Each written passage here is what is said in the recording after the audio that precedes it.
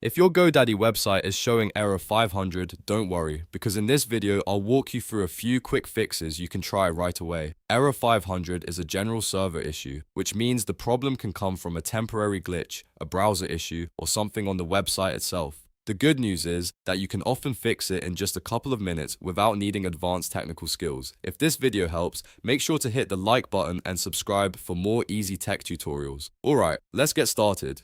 First, open your website and check whether the error appears again. Sometimes a 500 error is only temporary, so the simplest fix is just refreshing the page. On your keyboard, press Ctrl and R at the same time, or use the refresh button in your browser. Give the page a moment to reload and see if the website comes back normally. If the site loads after refreshing, then the issue may have just been a short server hiccup. If the error is still showing, the next step is to try opening the site in Incognito Mode.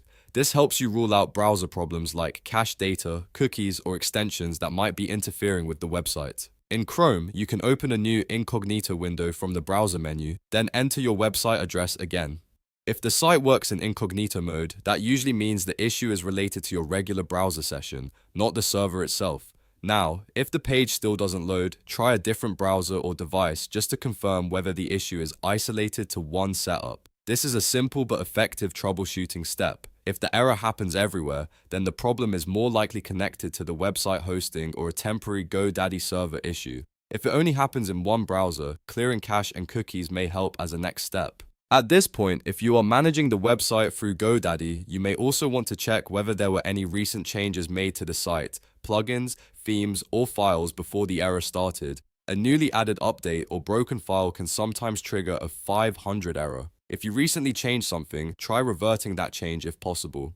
The main goal here is to narrow down whether this is a browser issue, a temporary server issue, or a website configuration problem. In most cases, starting with a refresh and then testing in incognito mode is the fastest way to troubleshoot it. These simple steps often resolve the problem without needing any deeper fixes. So to recap, first refresh the website using Ctrl and R, and then try the site in incognito mode. If that works, the issue was likely temporary or browser related. If not, you may need to continue checking the site settings or contact GoDaddy support for help. If this video saved you time, please like the video and subscribe for more quick how-to guides. Thanks for watching, and I'll see you in the next one.